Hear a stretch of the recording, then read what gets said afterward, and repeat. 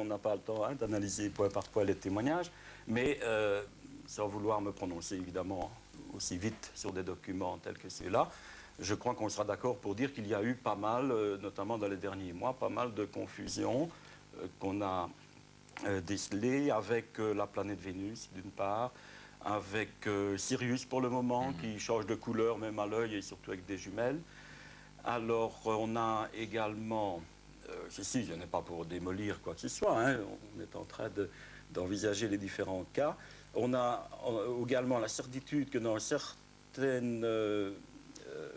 certains films analogues à celui-ci, soit les jumelles étaient manipulées sans être stables, soit une vidéo était mal réglée.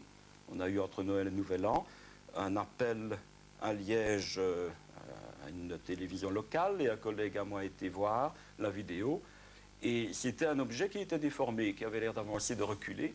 Et tout compte fait, quand on a regardé les coordonnées, c'était la planète Vénus, absolument certain. Donc ça a été ressenti comme un phénomène ovni. Je crois que c'est un point important, que des phénomènes qui n'ont rien à voir avec des objets volants sont appelés phénomènes ovni, d'abord. Et deuxièmement, c'était donc une vidéo avec autofocus qui cherchait désespérément à se mettre au point sur la planète Vénus. Si je peux intervenir à ce niveau-ci, parce que c'est tout à fait vrai ce que M. Losberg dit, et je crois que nous ne sommes pas dupes de ça. Il faut quand même bien dire qu'un des objectifs de la SOBEPS, c'est bien sûr d'une part de recueillir des informations, mais c'est d'être aussi critique vis-à-vis des informations recueillies. Or, il est clair que toutes ces confusions, nous les connaissons. Et bon, on a parlé des confusions astronomiques classiques comme les planètes et certaines étoiles. Bon, le dernier week-end, nous avons reçu maint appel où des témoins regardaient aux jumelles effectivement Sirius et voyaient cette étoile, je ne vais pas dire tourner sur elle-même, mais quasiment, lancer des feux de toutes les couleurs. Bon, ce sont des phénomènes que nous connaissons bien.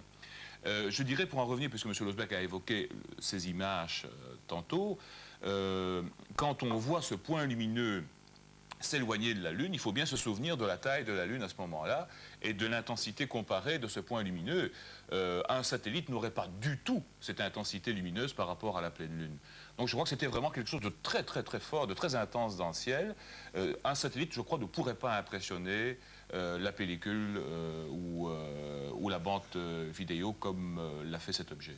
Monsieur Losberg, l'hypothèse socio-psychologique, parce que c'est un petit peu ce dont vous parlez maintenant, c'est finalement l'hypothèse, soit on se trompe, soit c'est des illusions. Parlez-nous un peu des illusions possibles dans ce domaine-là. Eh bien, on vient d'en citer quelques-unes déjà. Dans les cahiers de la SOBEPS, que j'ai lus attentivement, notamment il y a quelques années, on décrit par exemple le témoignage d'une dame, si je me rappelle bien, qui regarde la Lune. Et il y a même un petit croquis que je n'ai pas ici, mais qui est repris dans la revue Info-Espace de la SOBEPS. Et le commentaire de Michel Bougard, d'ailleurs, nous dit que la personne prétend qu'elle a vu un objet effrayant, qu'elle a vraiment été effrayée, clouée sur place, hein, et en regardant ce qui n'était finalement que la Lune. C'était complètement évolué, c'était complètement élucidé après, il n'y avait aucun doute possible. Ce que je veux dire simplement, c'est que pratiquement, je ne dis pas toutes, mais la plupart des témoignages OVNI, d'après moi, ont une connotation affective, disons, pour simplifier. Donc, il ne serait pas mauvais d'un jour inviter un psychologue qui aurait étudié la question à un plateau comme ici. Et loin de moi l'idée de dire que tout le monde a des ovnis dans la tête et que tout le monde avait des problèmes affectifs, mais je veux bien admettre que tout le monde en a, j'en ai également. Mais je veux évoquer simplement, un psychologue le ferait mieux que moi, toute une littérature qui a commencé, je crois, en 1961 avec un livre de Carl Jung, et qui a rapproché des tas de témoignages en rapport avec les ovnis de mythologie ancienne ou de certaines descriptions de phénomènes, enfin de perceptions religieuses. Et également, il a fait des rapprochements avec les rêves que l'on peut avoir. Et en partant sur cette voie, il a conclu, d'une part, lui, en tant que psychologue, ne s'intéressait pas à la nature physique des engins. Finalement, pour lui, ça a peu d'importance.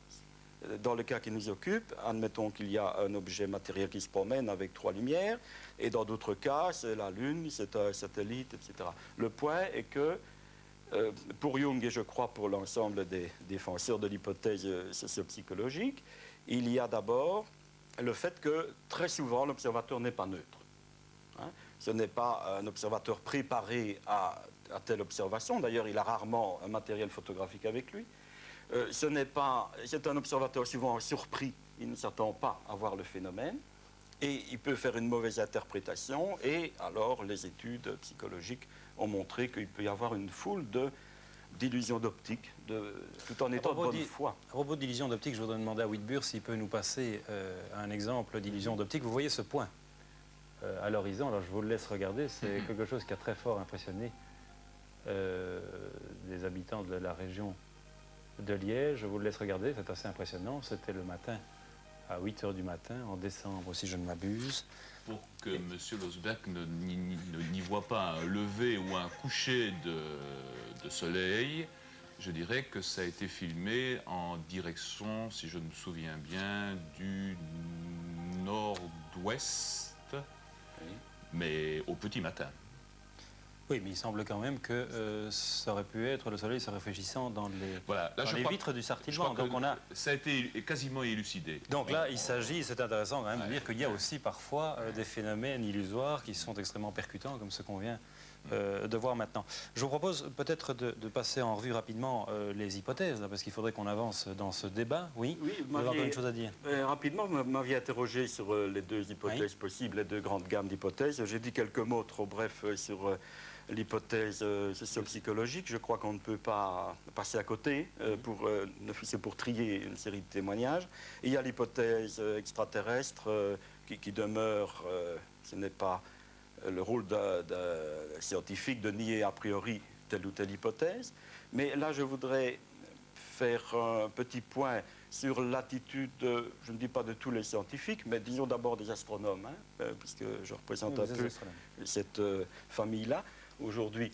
Alors, d'une part, il y a un intérêt énorme des scientifiques, des astrophysiciens notamment, pour la recherche de la vie extraterrestre. On en parlera peut-être en fin d'émission. Et je dirais simplement que depuis 1982, l'Union astronomique internationale a créé une commission particulière qui regroupe des centaines de membres déjà. À peu près 5% de la communauté scientifique et astronomique s'intéresse à la vie extraterrestre.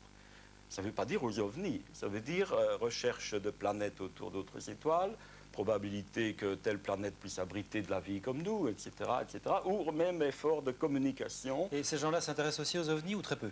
Alors, s'il y avait réellement des visiteurs extraterrestres, je crois pouvoir affirmer que ces gens-là seraient les premiers contents à les contacter et apprendre d'eux comment c'est sur leur planète à eux.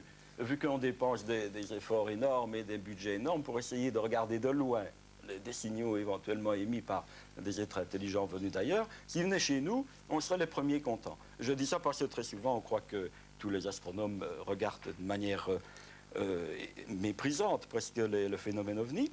Et en ce qui concerne le phénomène ovni, il y en a certains qui sont tout à fait passionnés par la question, au moins autant que Michel Bougard, je crois, pour rechercher s'il n'y a pas des traces de visite, hein, de visiteurs. Mais l'attitude générale un peu négative, même très négative parfois des scientifiques, selon moi, s'explique par le fait que c'est extrêmement brouillé.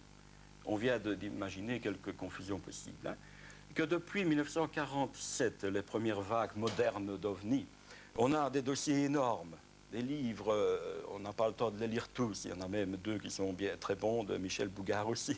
Il y a des articles à n'en plus finir, et les gens qui ont essayé de faire le point sur la question, ils ont conclu, la plupart du temps, qu'il n'y a pas une seule preuve convaincante d'une visite d'un extraterrestre. Je ne sais pas si mes collègues sont d'accord sur ce point-là.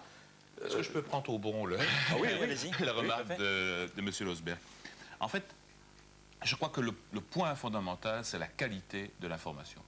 Je crois que si les scientifiques ont rechigné, et rechignent encore pour une bonne part, à s'intéresser au phénomène OVNI, c'est que finalement, non seulement le problème est piégé dès le départ, parce qu'il y a à la fois des connotations physiques, matérielles, mais également psychologiques qui interviennent et qui sont très fortes, je crois que c'est la qualité de l'information. Alors je crois que c'est ça qu'il faut veiller à tout prix à garantir. Et je crois que l'intervention justement d'équipes de scientifiques comme celle de l'ULB avec M. Brénic et le travail que nous faisons, nous, à la SOBEPS depuis pas mal de temps, contribue peu à peu à rendre crédible au moins ces quelques données que nous recueillons.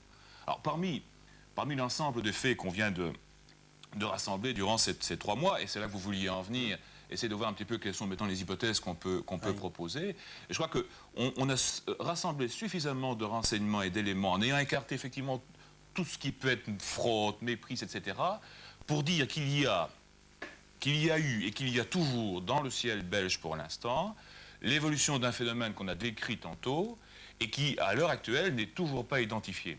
Alors, mon colonel, est-ce que vous êtes d'accord avec ça? Est-ce que vous dites aussi, il est possible qu'il y ait quelque chose qui se passe depuis 3 mois dans le ciel en Belgique, sans aller plus loin? Oui, il est évident qu'il y a quelque chose qui se passe, puisqu'il y a quand même des témoins. De notre côté, on a essayé d'éliminer quelques hypothèses. Quand je dis éliminer, on nous a posé la question, est-ce qu'il y a des engins du style avion stealth, donc des avions qui ne sont pas détectés par radar, qui se promènent ici? Donc les Américains ont 2 types pareils, le B-2 et le F-117. On a dit non. Donc la force aérienne, le ministre de la Défense a dit non, puisque tout d'abord, on n'a pas eu de demande pour survoler le territoire belge pour ça. Deuxièmement, la description ne correspond pas du tout avec un engin pareil, c'est-à-dire une plateforme qui pend quelque part sans faire du bruit, donc qui doit développer une poussée au moins de son poids, doit faire du bruit et doit quand même être observé d'une autre manière. Donc pour nous, il est exclu que ce soit des avions conventionnels, je dirais. Et nous n'avons pas connaissance d'un autre type d'avion qui pourrait avoir des performances pareilles. Si c'était un B-2 ou un F-117, les avions secrets américains, est-ce que vous seriez automatiquement au courant? Ou bien, parce qu'on pourrait dire aussi, mais peut-être que la force aérienne est en train de cacher la vérité, là, et qu'il y a des essais qui se font... On ne cache pas la vérité, ça c'est clair. Deuxièmement, nous serions au courant. Je crois que nous sommes dans une situation politique telle que les Américains demanderaient au moins la permission du ministre de la Défense. Ça, c'est certain. Et deuxièmement, pour nous, il est exclu que les Américains fassent des expériments ici. Ils ont certainement d'autres endroits pour en faire. Et aussi, la description ne correspond pas du tout avec un avion style stealth ou F-117. On reviendra, oui. Si on peut réagir, pas pour me faire l'avocat du diable, mais pour me faire l'écho de réflexions que j'ai entendues à ce niveau-là. Et là, je n'engage que moi ou les personnes qui me les ont faites, évidemment. Je ne parle pas au nom de l'université ou de qui que ce soit. Ce que j'ai entendu souvent, eh bien, c'est qu'il est évident qu'il y a des secrets militaires. Et d'autre part, il est évident qu'il y a des budgets militaires assez énormes, d'ailleurs. Les astronomes lorgnent très souvent sur les milliards de francs dépensés pour faire des miroirs, des radars que les militaires expérimentent. Et la recherche scientifique est l'apparente pauvre de ce point de vue-là. C'est un autre débat. Mais il y a de l'argent à dépenser pour la recherche militaire. Et on ne peut pas concevoir une armée qui n'aurait pas de secret militaire. À la limite, pour forcer un peu le propos, je dirais que si je respecte tout à fait le propos, évidemment, du colonel de Brouwer, je respecte les propos rassurants de notre ministre de la Défense nationale, ils font tout à fait leur travail, je crois, mais en les respectant, justement, je suis presque obligé de ne pas les croire, quelque part. Vous êtes de cet avis-là aussi? Oui, monsieur Brennick. Mais disons qu'en scientifique, j'aime bien épuiser d'abord les hypothèses les plus simples. Alors, pour moi, les hypothèses les plus simples, c'est d'abord que ce soit un objet terrestre. Il y a d'autres hypothèses que les hypothèses militaires, hein, évidemment. Oui. Il y a l'hypothèse d'un baron noir qui s'amuserait à faire circuler... Parlons des hypothèses terrestres. Et voyons si ça tient ou si ça ne tient pas. J'évoque pour l'instant les hypothèses terrestres possibles. Il y a des hypothèses concernant un farceur. Ces hypothèses-là, disons, sont peu vraisemblables. Parce que même s'il s'agissait par exemple d'un ULM, on a vu cet objet, pas mal de témoins l'ont vu en vol très lent ou stationnaire et très stable pendant les jours de tempête. Un ULM ne tient